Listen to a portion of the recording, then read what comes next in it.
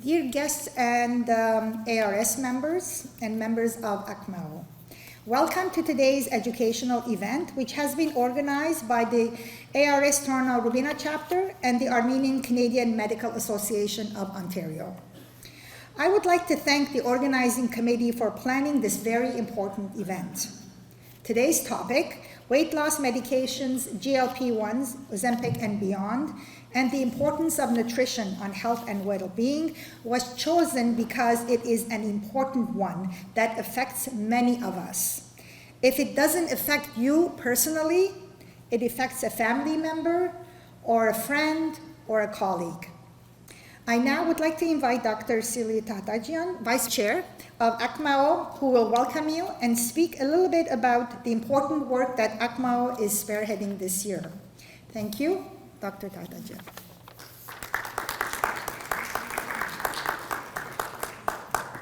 Sharagalachun. Good afternoon, dear friends. My name is Dr. Cyril Tatajian, and I am the past president and proud member of ACMAO since 1993. The Armenian Canadian Medical Association of Ontario is a multidisciplinary organization of healthcare professionals in Ontario, Canada. Our mission is to improve the health and well-being of the people of Ontario and Armenia through health education, humanitarian projects, and academic endeavors. It is my pleasure and honor to present today's speakers. So Dr. Christian Ternamyan is a family physician and this year's ACMAO president. He completed an undergraduate and master's degree in immunology at the University of Guelph, as well as medical school at the Queen's University, before returning to Toronto for his family medicine residency, which he completed at North York General Hospital in 2020. After his residency, he began work as a full-time locum physician in a variety of rural and urban communities across Ontario, including Parry Sound, Elliott Lake, Port Dover, Paris, Kingston, and Perth, to name a few. Welcome back, Dr. Christian. During this time, he has also been an active member of ACMAO, serving on the executive board in a variety of different capacities. Now, it is my pleasure to introduce you to Dr. Mirei Karavetyan. Mirei Karavetyan is a registered dietitian with a PhD and over 20 years of experience, beginning as primary healthcare professional and evolving into clinical research across academic and clinical settings internationally and in Canada. Her work integrates implementation, science, and patient co-design to ensure solutions are evidence-based, practical, and scalable. She founded Biohack RD, registered dietitian, a science-driven lifestyle platform, and created Muscle Guard, a GLP-1 companion solution focused on protecting lean mass, optimizing metabolic health, and supporting long-term wellness, particularly for women navigating hormonal transitions. Her mission is to bridge clinical science, digital health, and real-world care to extend health span and improve quality of life. So, I thank every single Ngeruhi of our committee who helped us make this day happen. And thank you all for being here. And also as an ACMAO board member, it is my pleasure to present them. Please, Dr. Christian, the floor is yours. Thank you.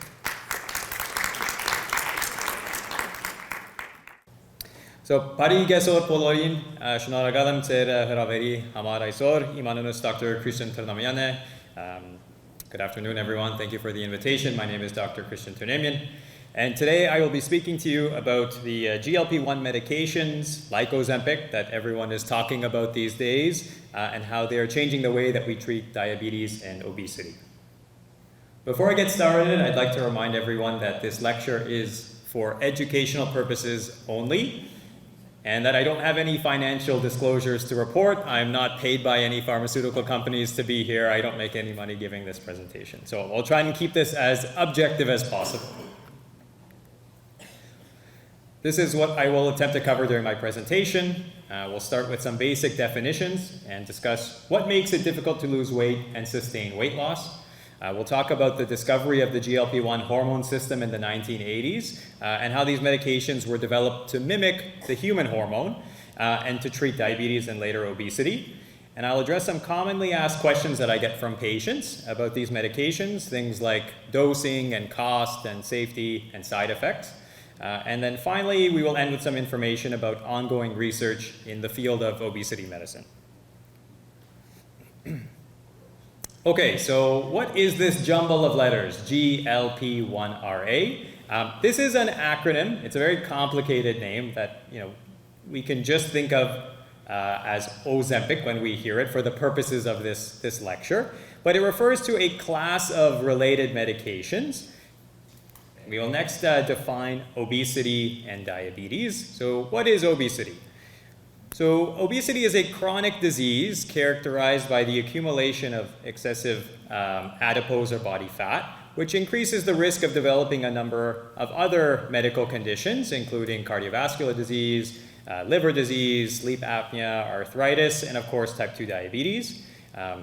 Type 2 diabetes being a chronic disease characterized by the increasing of blood sugars over time caused by increasing insulin resistance, and this can damage the eyes, the kidneys, the nerves, etc. Okay, so now that we've defined obesity, how do we categorize it? The most commonly accepted way to do this is with the body mass index, or the BMI calculation. If you look at the equation down there, that is someone's weight divided by their height squared. BMI is not necessarily a perfect tool, but it is a quick and simple way to categorize someone's health risk related to their weight, which is why we use it so commonly. There are different measures that I've listed at the bottom there, but for the purpose of this lecture, we won't really delve into those. Okay, so what factors determine body weight? And some of this is going to sound a little simplistic, but this is just a starting point. So body weight is ultimately determined by the proportion of calories consumed versus the calories burned by your basal metabolic rate and your activity level. So when you consume fewer calories than you burn in a given day over the course of time, you lose weight. And when the calories that you consume are above the calories that you burn, then that's when people experience weight gain. So this is very simple for everyone to understand in theory, but very difficult to put into practice for a number of different reasons. So while it is undeniable that our modern diets and increasingly sedentary lifestyle is tipping the balance towards weight gain, I would like to highlight the role of hunger in this equation. Now, everybody knows that hunger is a very strong biological urge, very difficult to ignore. It is highly variable from person to person. Some patients tell me they feel hungry all the time, and they're thinking of their next meal throughout the course of the day. Yeah, there you go. So some people have a lot of food noise, which we would is the term that we would use here. And then other people have lower appetite. Sometimes they even have to be reminded to have their next meal. So this is quite variable when you look at a given population. And while we can tweak diet and exercise, to promote weight loss, appetite and hunger can be a little bit more challenging to modify, at least without medications up until this point. And the reason for this is that hunger is affected, again, by so many different factors. So there's a long list there. Things like your stress, your mood, your sleep, all of these things can change your hunger levels. But at the top of that list, I've bolded the term genetics. And the reason for this is that we now have very good evidence that obesity is a highly heritable trait, and that our hunger cues are strongly determined by the combination of genes we inherit from the previous generation. Okay, and when you eventually do lose weight through strict diet and exercise, why is it so difficult to sustain that weight loss over time? One of the leading theories these days is that our brain has a set point, and it tries to keep our body's weight at a fairly constant level.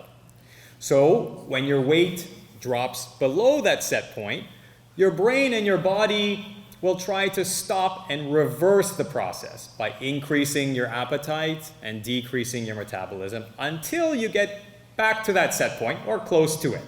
An example from popular media that I've chosen here is the case of Danny Cahill. He was winner of season 8 of the hit reality TV show The Biggest Loser.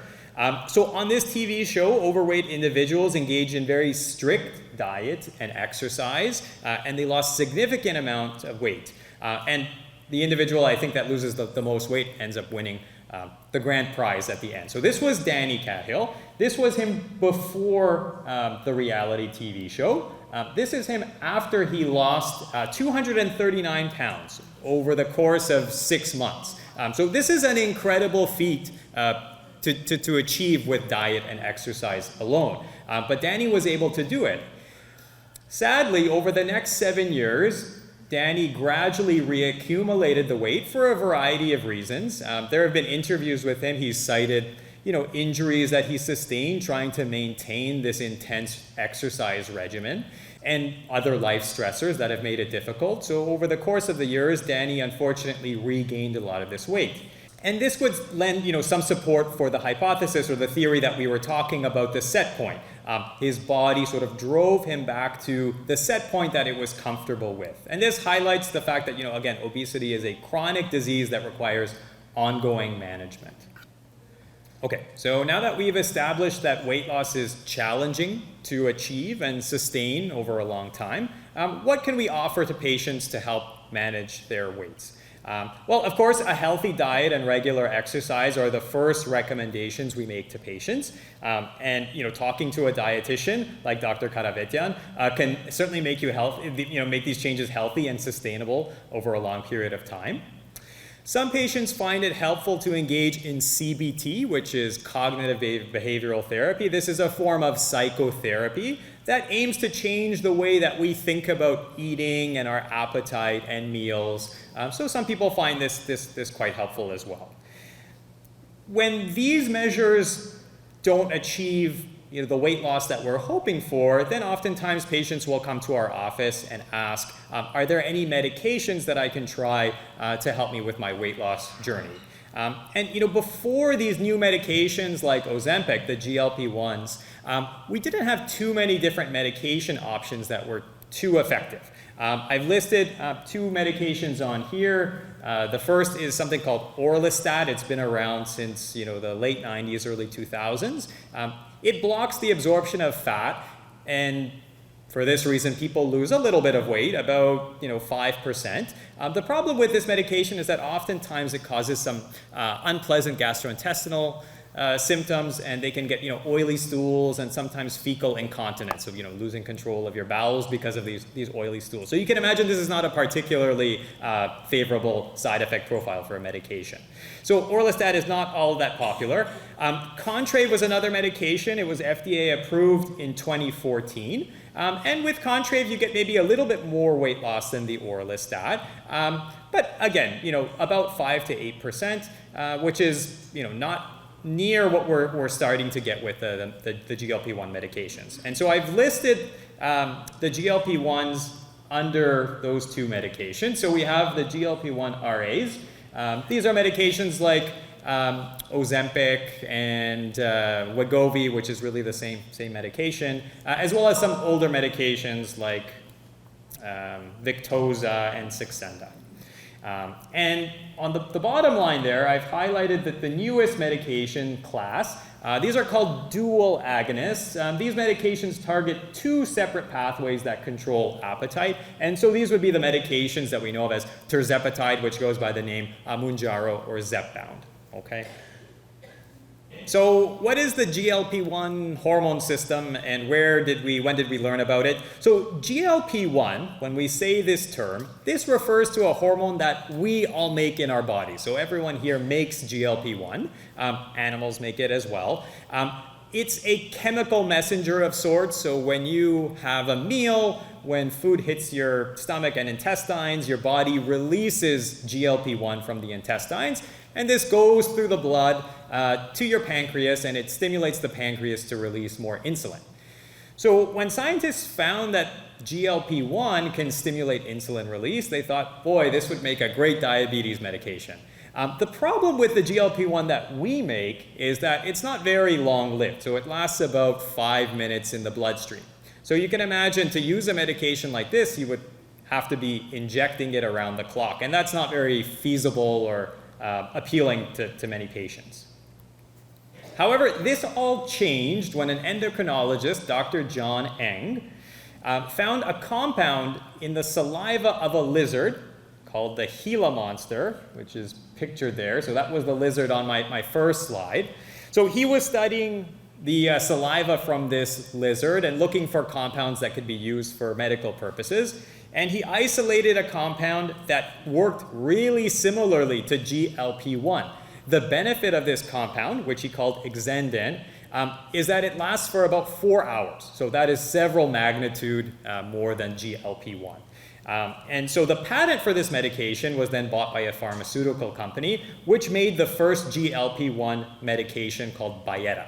Now, this is still far flung from the GLP-1s that we have today. Byetta needed to be injected twice a day, and you didn't really get much weight loss with Byetta, maybe around 2 to 3%. However, the structure of this has been tinkered over time, and eventually another GLP-1 was released called liraglutide, which some people might know as Victoza or Saxenda, which was Health Canada approved back in 2010. With this medication, again, originally released for diabetes management, you can average about 6 to 8% weight loss. So we started to see an increase in the weight loss from these medications. And then in the early 2000s, Ozempic, or for its proper name, semaglutide, entered clinical trials, and they noticed that the weight loss they experienced with semaglutide was even more, almost double what they were experiencing with the previous generation of medications. And so in 2018, Health Canada approved Ozempic for the treatment of diabetes, and then in 2021, Wegovy was approved in Canada for the treatment of obesity. And like I mentioned on the previous slide, we then have the newest generation of these medications on the far right here. These are the dual agonists, like I was saying, targeting 2 different pathways that are involved in appetite control. And these are the medications that we've known as Mounjaro, which was approved for the treatment of diabetes in Canada in 2022, and then Zepbound approved in Canada for the treatment of obesity in 2025. And if you look at the bottom of that box there, you'll see that people are averaging about 15 to 20% weight loss on the highest doses of these medications, which is really, really incredible. Okay. So how does the medication work? I've prepared a small little animation here. So when you inject a GLP-1 medication, the medication will travel to the pancreas, like we were discussing before, and this stimulates the release of insulin, which lowers blood sugar. And this is primarily the mechanism that helps diabetics. Now, the medication also can stimulate the vagus nerve. This is a really important nerve that connects our brain and our gut. It stimulates the vagus nerve, it sends a signal to the brain, which then, 1, reduces appetite, and 2, it slows the emptying of the stomach. So what happens is that you often have a slowing of food throughout the stomach, and people stay full longer. I added a dotted line here because there's also some evidence that the GLP-1 medications can work directly on the central nervous system, changing our craving for certain foods and substances like alcohol. So that's an area of active study. Okay, so who do we prescribe GLP-1 medications to? So like we've been discussing, first, these are patients with type 2 diabetes. This is different from type 1, where people don't make insulin. It's usually early onset. Type 2 diabetes is by far the more common type of diabetes that we develop as we get a little bit older, oftentimes. And these medications not only can help reduce sugars, but they've also been shown to reduce the risk of heart disease, so reduce the risk of heart attacks and strokes. They've also been shown to reduce or slow the progression of chronic kidney disease. in diabetic patients. Of course, we also use these medications for patients that are struggling with their weight. So certainly if you have a BMI here of over 30, we would offer these medications to patients. Or if you have a BMI that's slightly lower, so 27, with at least one other weight-related condition. So this might be hypertension, so high blood pressure or high cholesterol. These are the patients that we're often offering these to. I did also want to highlight that very recently Health Canada granted conditional approval for the treatment of a type of liver disease that's often associated with fatty infiltration. So some people might know fatty liver. So this is, again, another area of research and another treatment that has been approved with more likely coming down the line. Okay. And of course, before we prescribe a medication like a GLP-1, we sit down with patients and we make sure that we take a good history. We'll oftentimes do some baseline blood work, and you just want to make sure that you're doing your due diligence to make sure that there aren't any reasons why you wouldn't want to use these medications. So for example, if someone has had a history of inflammation of the pancreas, pancreatitis, we likely would not offer these medications. Or if someone has had a personal history of thyroid cancer, we would be a little cautious about using these medications, and I'll discuss that in a little bit. Okay. How are these medications taken? For the most part, the GLP-1 medications are injectable. So I have some photos of people injecting the belly. This is, this is not a particularly large needle. This is a subcutaneous injection, so just under the skin. And so Ozempic and Wegovy are injectables. Mounjaro, Zepbound are also injectables. There is one oral GLP agonist, which is Rybelsus, which is currently approved for the treatment of diabetes. This, again, is what I've highlighted here. This is a daily medication.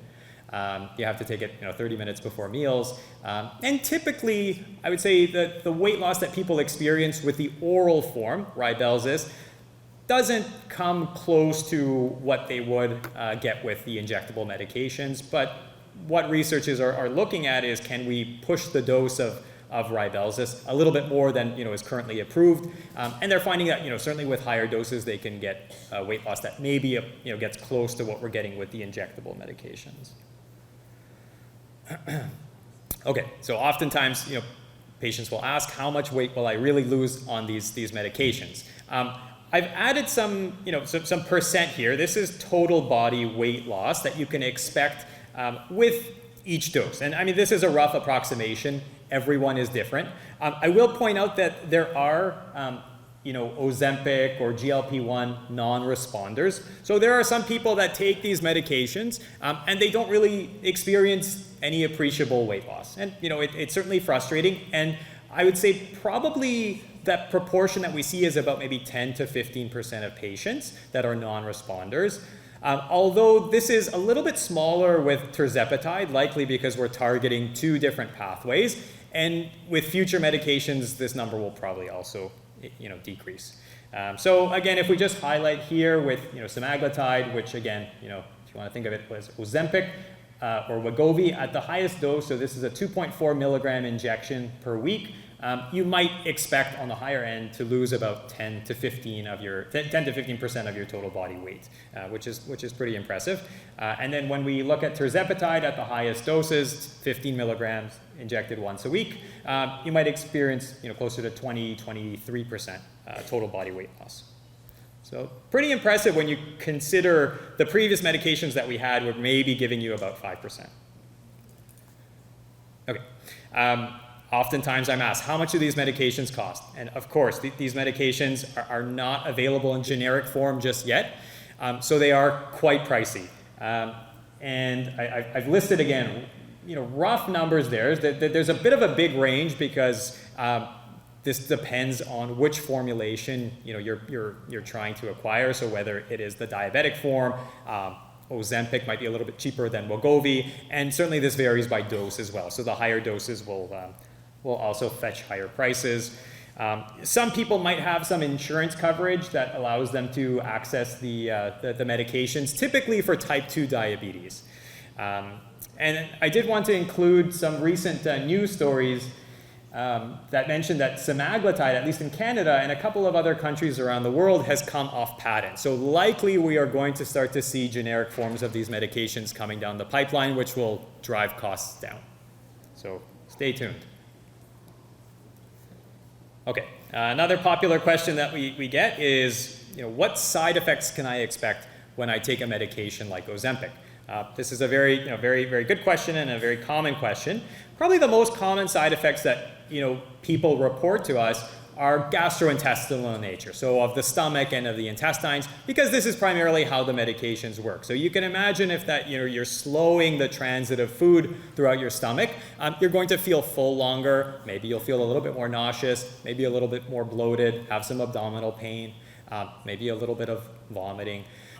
These are typically fairly transient side effects, so they don't last very long. Oftentimes, as you adjust your diet to these medications, these side effects tend to wane. There are other more serious side effects that we do like patients to be aware of. So the first one that I've listed here is sarcopenia, and Dr. Karavetyan is going to be talking a little bit more about this in her presentation. So this is a muscle wasting phenomena that we see if you're using Ozempic, but you're not engaging in any physical exercise to tell your muscles to remain there. The other one is gallstones. So when people lose weight very rapidly, whether it's with these medications or just diet and exercise, that increases the risk of precipitating gallstones. So that is something that we tell patients about. Telogen effluvium is a fancy name for sometimes a bit of hair loss that can occur with these medications. Again, especially early on if there's rapid weight loss. Typically, this is a reversible kind of hair loss that sort of stabilizes when weight stabilizes. There are cosmetic changes when you rapidly lose weight, especially around the face. So people, I'm sure, have heard of Ozempic face. So this is what that refers to. Gastroparesis is a technical term for, again, paralysis of the stomach, and bowel obstruction is another possible medically significant consequence of these medications. It's not particularly common, so incidence of maybe about 1% there, but it is something that if you've had these things in the past for a variety of reasons, you would probably be very careful with these medications, or they might not be right for you. I've also listed pancreatitis, so we've talked a little bit about this before, inflammation of the pancreas, and at the bottom there, worsening of diabetic retinopathy. So oftentimes patients with diabetes, especially maybe early on if their diabetes is particularly bad, they might have some changes to the back of their eyes. And if you drop the sugars and you improve them too quickly, there might be a period where you experience, again, a transient worsening of this retinopathy. So it is something that, if you're going to use this medication for a patient with type 2 diabetes that really hasn't been treated up to this point, you probably want to be very careful about using these medications and maybe lower their sugars first with something else before offering these medications. And then in general, that there's a blanket statement to avoid these medications in pregnancy, which makes sense when you think about it. Pregnancy is a state where you want a woman to gain weight to sustain her baby, so you don't want to be using a weight loss medication. And the recommendation is not to use these medications when you're breastfeeding, because we really haven't studied how safe that is. If you have, a history, a personal history of thyroid cancer, we're also cautious with these medications.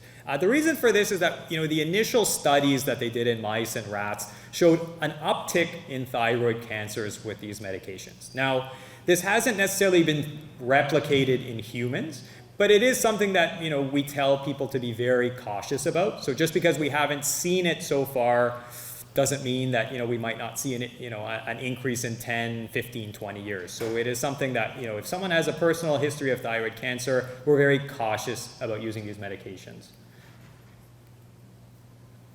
Okay, and then what happens when I stop taking the medication? So oftentimes when a patient reaches their target weight, they'll ask, well, can I come off the medication now? Or if their sugars improve, can I come off this medication for a bit? The answer is, yeah, of course you can come off the medication. But like with any medication, you have to be taking it to get the effect. So when you stop your blood pressure medication, your blood pressure goes up. And when you stop your cholesterol medication, your cholesterol goes up. When you stop a GLP-1, your appetite goes back up. And oftentimes people will gradually regain the weight that they've lost unless they've made significant and sustainable changes to their diet and exercise, okay? And then oftentimes, you know, once the weight loss has sort of been attained, some people might prefer to remain on, you know, the lowest possible dose that they can tolerate. That gives them some of the benefits of the medication. So that's one strategy that's commonly employed. Okay, and so what does the future hold for these medications? Well, you know, scientists are intensely studying the GLP-1s to see if they have any other tricks up their sleeve. We've already talked about how unexpectedly they've kind of improved, you know, they can improve heart disease and kidney disease and liver disease. So we want to know if there's anything else that they can do. And like I mentioned on an earlier slide, there's some evidence that these medications can reduce cravings for certain foods and possibly some substances as well. So, you know, when people go on these medications, they might notice that, well, maybe they don't want to drink alcohol as much, or maybe they don't want to smoke as much. Can these medications be used as smoking aids or, you know, for alcohol use disorder? Possibly. It's being studied at the moment. So again, stay tuned for this information. There are also a number of other medications that are in development, you know, following the popularity of these medications. So orforglipron, there is another oral GLP-1 receptor agonist that's possibly going to be available later this year, or maybe early next year, or something like that. And then retatrutide is a triple pathway inhibitor. So we've talked about Ozempic targeting one appetite sort of pathway, tirzepatide targeting two, and now they're working on medications that target, you know, three pathways. And what they're seeing in clinical trials is that, you know, with a medication like retatrutide, you're probably getting closer to about 25% total body weight reduction at the highest doses. And the interesting thing is that, you know, this is almost getting close to what we would expect with bariatric surgery. So in summary, you know, when it comes to these obesity medications, I think we're just at the tip of the iceberg. That concludes my lecture. Thank you for listening, and I'll be happy to answer any questions during the Q&A. I'll leave the book.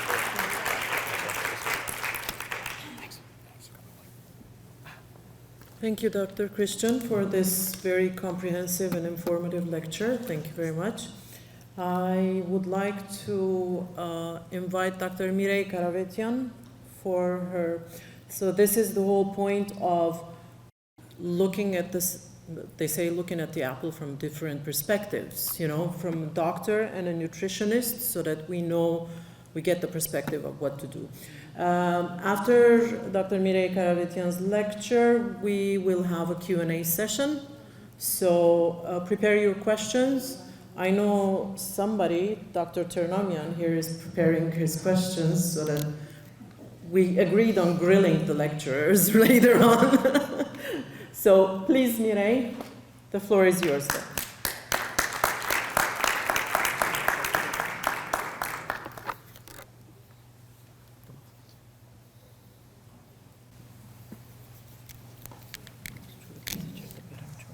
Hi, everyone.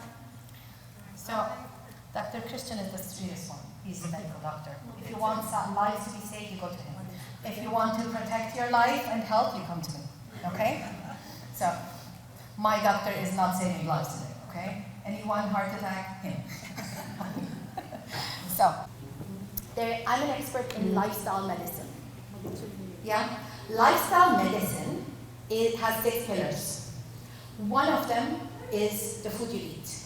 One of them is the movement you do. One of them is the sleep. Underrated, underestimated, okay? Fourth is the social connections, and then the positive mindset. So it is really soul, mind, body, and soul.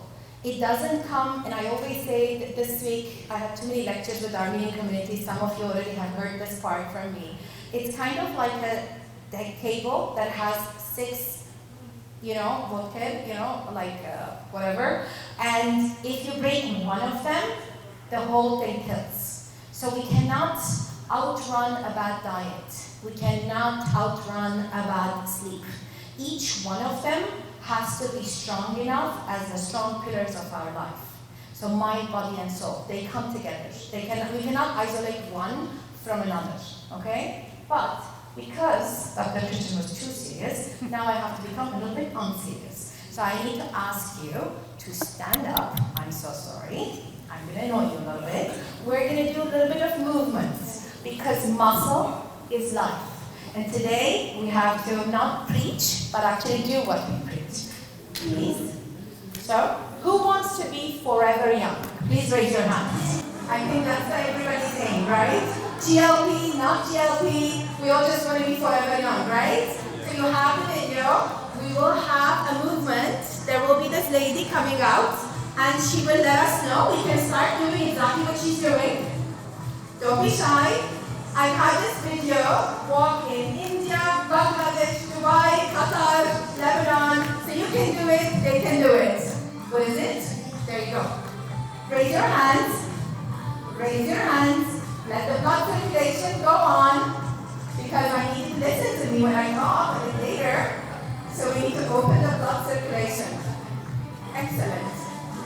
See? You underestimate yourself of how much you can move. Very good. See, that's why you don't need it with ease. Good job. Muscle is life. Let's talk to yourself.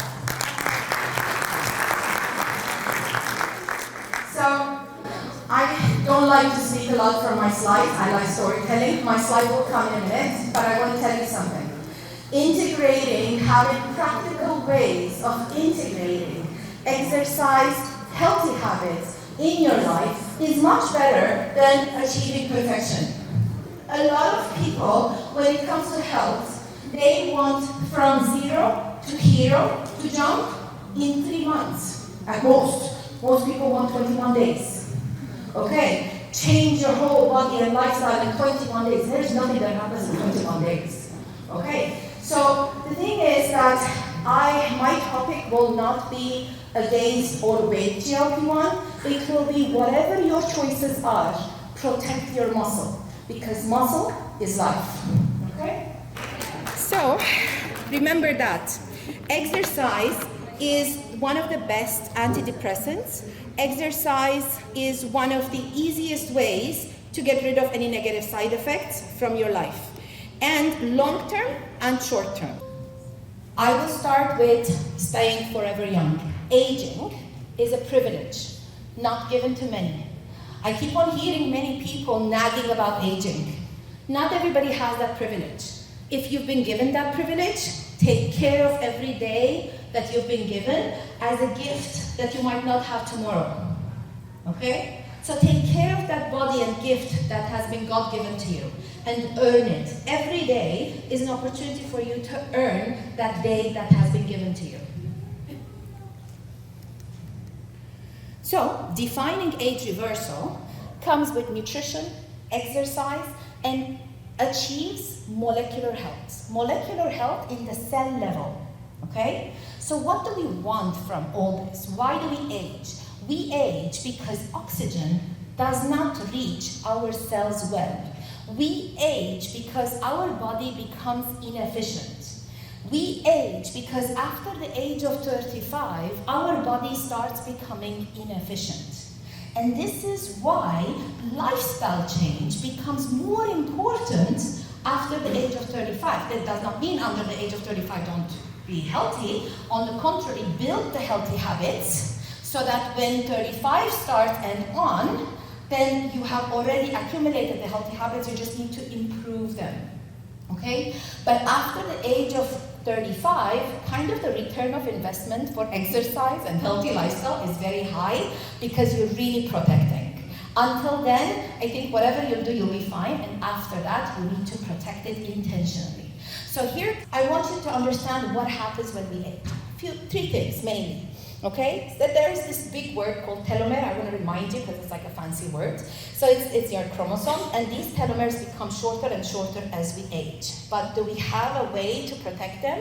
Yes. Stay tuned. Okay, there is something called metabolic flexibility that we lose. I'll tell you this, and you will all relate. When you were much younger, you would eat at 9 p.m., 10 p.m., or at any time of the day, a heavy meal, and you would go on your day. And right now, if you eat a heavy meal or a late meal, what do you feel? You feel like you're yawning, right? Yes, I can relate, yes? You feel tired, You feel, I don't feel like doing anything. All of those are metabolic inflexibilities. So you're losing your flexibility of your metabolism. Do we have a chance to bring it back? Yes, against agent. Okay? And then last but not least, oxidative stress. Oxidative stress, I can tell you a small example. Every one of you has felt it. And then I'll tell you what is chronic oxidative stress. So on a day that you did not sleep well, or on a day that you were very ill, the next day, did you feel great? No. You hated yourself, right? You hated most probably every decision you wanted to make. You felt your appetite was all over the place. Your mindset was all over the place, right? That is tiny bit of inflammation.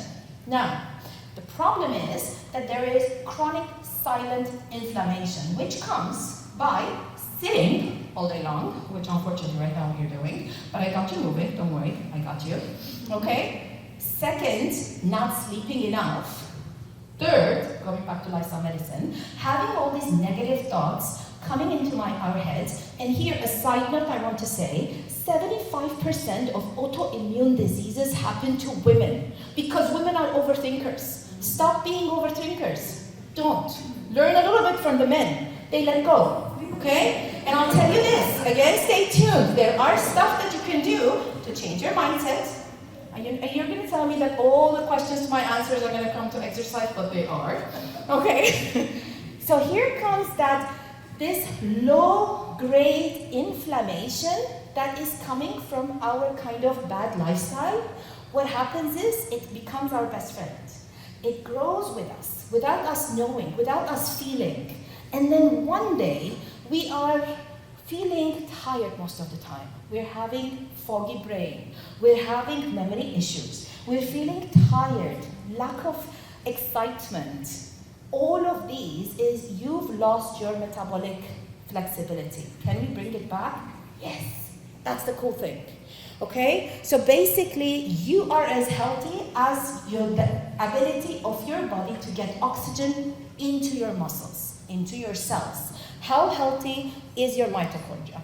And I know it's going to be very boring, and I'm not going to even put a disclaimer like Christian because there is no sponsor for diet and exercise.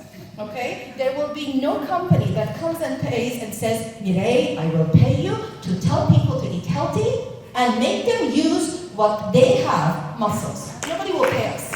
Okay? So I have no sponsors. Okay? But diet and exercise. They are the reasons why you get to have metabolic health in your mitochondria. With or without GLP-1, you will not get rid of diet and exercise. Diet and exercise will stay there. We should not look at medications as our magic pills to give us, I don't know, the fountain of youth that is a mythical creature. I keep on saying that mythical creature is in your body, it's in your muscle. Move it, fix it, just eat protein, eat anti-inflammatory diet, move your muscles. You might need less. And my aim from every client that I have, and that's why my clinic is called Biohack, because you can hack your biology, you can hack your biological age, is to allow people to not represent themselves with their age. I'm 45, but I represent myself as 37. What do you represent yourself? It depends how healthy you are. So I'm aiming for 28 in a few years. When I'm 50, I'll be 28. That is my aim. What is your aim? So I just want to say that age can become a number that is put on your ID that you do not have to represent yourself with. You can represent yourself with your healthy choices that you are making every day intentionally. Intentionally, I said. And intentionally comes with a lot of self-love. You have to love yourself. And if you don't love yourself, train your mind to love yourself. Because if you love yourself, then you will start prioritizing your meal planning, the one that you do for your family.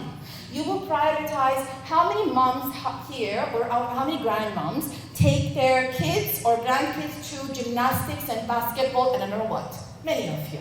But how many of you actually take yourself to gymnastics and basketball and something? Right? Because probably you've forgotten self-love and you're busy loving all the people around you. And in an airplane, what do they say? They say first put on your mask and then the mask of loved ones. So you really need to take care of yourself. Not even if you don't want to take care of yourself for yourself, take care of yourself for the rest of the people around you.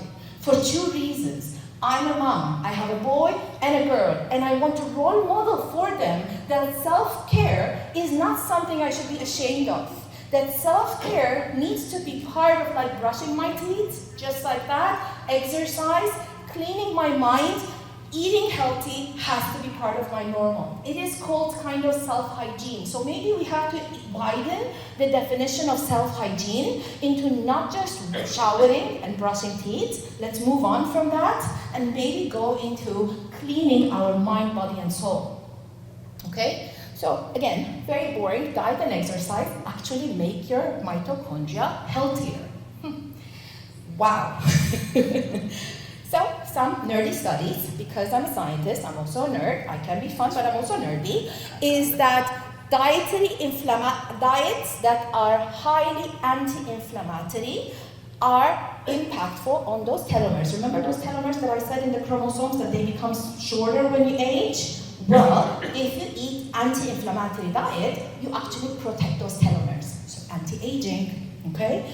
And then exercise coupled with intermittent fasting or just delaying your food in the morning a little bit basically, okay? Then those also are extremely positive when it comes to telomere health. Another one, this one is on overweight patients, overweight men.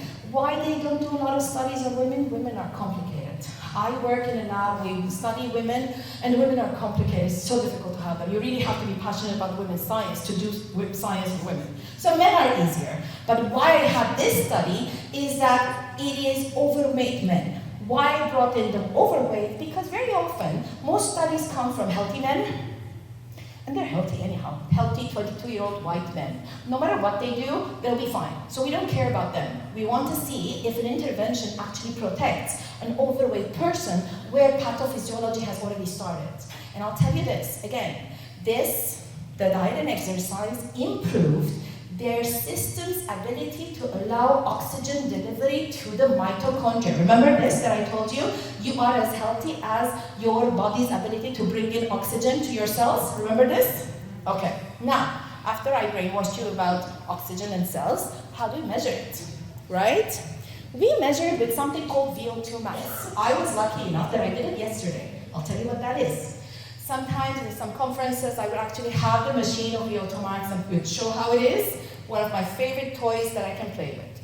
What is VO2 max? If you've ever done a stress test at your physician's office, you would be on a treadmill, you would walk, they would increase the speed, and then they would be like looking at your heart. That's what a VO2 max is, but you can make it a little bit more intensive.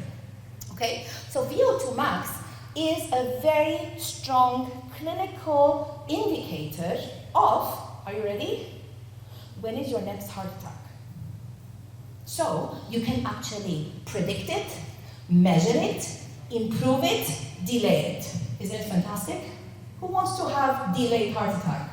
I think all of us, right? Yes. Yeah? So again, I go back, whether you choose GLP-1 or not, I think you all want to stay young, right?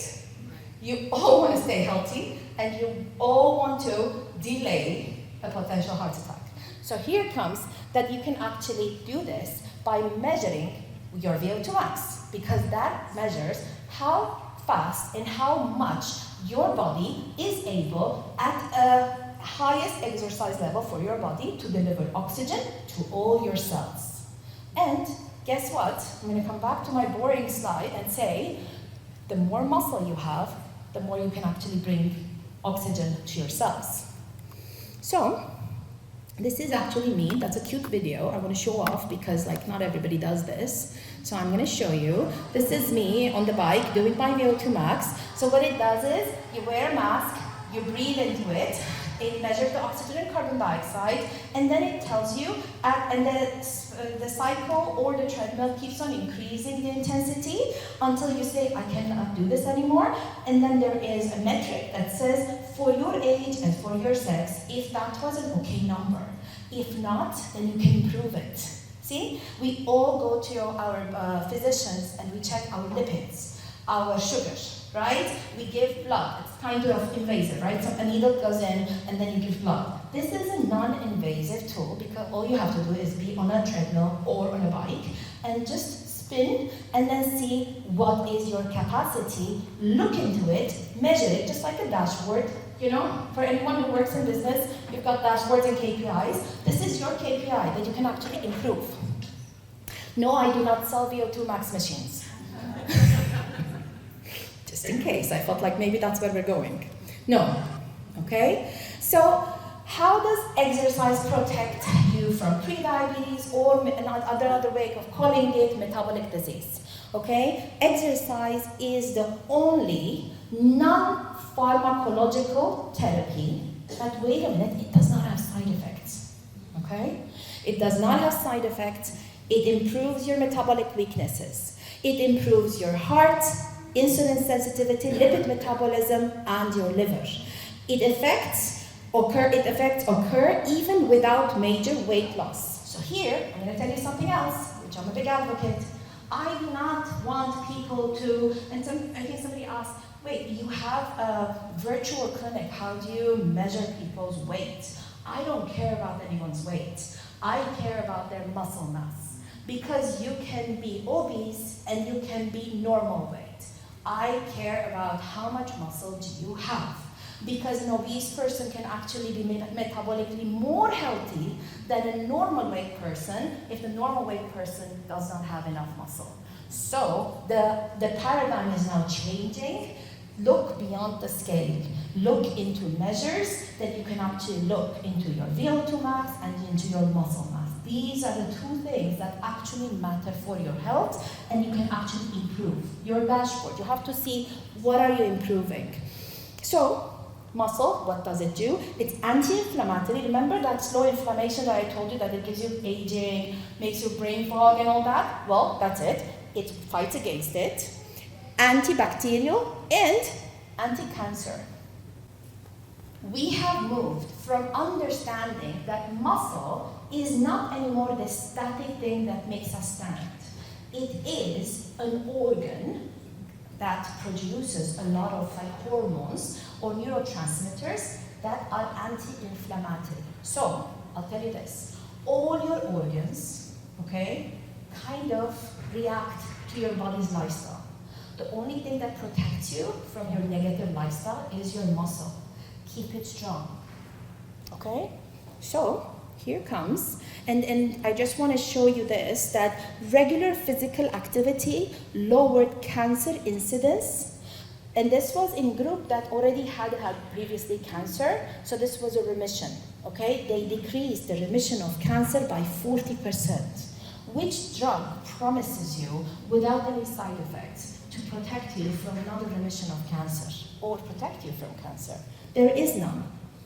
So the key points on how to do it is anti-inflammatory diet, exercise, sleep, clean your mind from negative thoughts. I don't know about you, but I think I was 22 when I read this book called Power of Positive Thinking. Later on, I think I read it 7 more times because I felt like every word I had to re-understand again. And it says that when you have a thought that repeats itself, like a loop, that's a negative thought. Identify it, cut it, think of something else. Okay? So it's a choice. Make your choice as well. Do not allow something silly as, for example, this chair, to remove your health from your hands. Okay? So now, a friend of mine, again, I'm a nerd, so all of my friends are nerds. They publish a lot of things. Carla is one of my friends, and what she did is, she showed that on drug-induced weight loss, GLP-1s, people end up losing up to 40% of their weight from muscle. Okay? And you were wondering when I'm going to talk about GLP-1, right? I came to it, don't worry. It's about it. So now that we have this established, what do we do? And Christian already told you I'm going to talk about sarcopenia, right? Okay. Now, we said we want to be forever young, we said that we don't want to have cancer, and we said that we don't want to have a heart attack. One more problem that people get to have as we age. What is the first problem that elderly get to have? I'm going to try to show you. Fall. How do you protect yourself from falls? Muscle. Okay, whether you are on GLP-1 or not, protect your muscle. Because muscle is the one that just came for another fourth thing that will protect you from falls. On an icy Toronto day, when you are walking and you fall and you're not able to reach to your phone to actually call somebody, and an elderly person gets to have a concussion and stays there, they could have been easily prevented by some exercise. Yes? Reminding you of your priorities. Okay? So, GLP-1 therapies, who are the people that actually use GLP-1 the most? Are you ready? No surprise. Women, societal pressures, and seniors, elderly, because they have more chronic diseases, they have some time extra, and they have some extra cash. Okay? So, but who are also these two groups? They are the highest at risk of muscle loss. Because women after the age of 35, by being female, by born female, we are at a higher risk of losing muscle. And then after a certain age, all humans are at a higher risk of decreasing muscle, losing muscle. And unfortunately, these two groups are the ones that are the highest users of GLP-1. Right now, the reported numbers say that 1 in 8 people in Canada use GLP-1. I work with a lot of clients. I think this is a very underrated number. Maybe Christian can also confirm. I think it's more 1 in 5. But this is the published one. I need to share that. Surprise, surprise. In April, around April, the pill will come in. Now it's injectable. Once the pill comes in, more and more people will be using. So it will become a pandemic of GLP-1 users. So, a friend of mine, look it up, you'll like her, Christian, Michelle Cardell. She has a cool publication. She used to be the nutrition director of Weight Watchers. And what they did is, in anyone who was taking GLP-1 and who came to the Weight Watchers program, they obliged them to take a coaching program. And that coaching program was a one-to-one coach or a peer group support coach to remind the person while they're on GLP-1 to exercise, to eat protein, and, not to increase the dose of GLP-1 to very high dose. One size does not fit all. Make it more tailored to the person. And I'll tell you this, 1 or 2 years later, when people reach to their end goal, they were able to exit GLP-1, maintain the lost weight, and even continue losing weight. Okay, so GLP-1 is not the bad guy or the good guy. The bad guy or the good guy is how effective are your healthy lifestyle habits. Because healthy lifestyle habits will not make everyone lose weight, unfortunately. There is a lot of pathophysiology. So some people will need GLP-1. But if you want to start GLP-1, I tell my clients, first, for 3 months, do diet and exercise. Establish those 2 habits. Let them become part of you. And if you still don't have answers, then go use GLP-1. But don't start GLP-1 with the hope that it will fix your problems. It will cause more. Okay? It can help only if you work hard. And now microdosing is coming out. It's not yet fully on the shelf, but microdosing ideas are coming in, which would be more something that mimics your normal production of GLP-1. Okay? Microdosing, tiny doses. So, core healthy habits, you can scan this QR code, and with that you will receive a diet plan on high protein, anti-inflammatory guide, for more GLP-1, but it's basically for anyone who wants to use their muscle and maintain it. And the core values are lift weights, do high intensity interval training to improve your VO2 max, go into anti-inflammatory diet, rich in veggies, omega-3, eat protein, 1.6 gram per kilo, and aim for metabolic health, whether you are on GLP-1 or not. And with exercise, start slow. Start slow and start realistic. Do something that actually makes sense for you. And I'm going to tell you this. Earlier, what we did was exercise snack. The ladies who heard me this week, I already told you, right? I can see the faces. We met this week for other 2 sessions. Exercise snacks is 2 minutes of exercise every 1 hour. So for example, squats, jumps, whatever it is, stairs, every 1 hour, 2 minutes of exercise. It can maintain your muscle, improve your sugars. Having said this is your healthy plate. As boring as it is, this actually saves your life. Canada's healthy plate, your plate has to be divided into 4: protein, lean protein, high fiber carbs, vegetables and fruits, omega-3, vitamin D, and fermented food. Try to use as much as you can fermented food.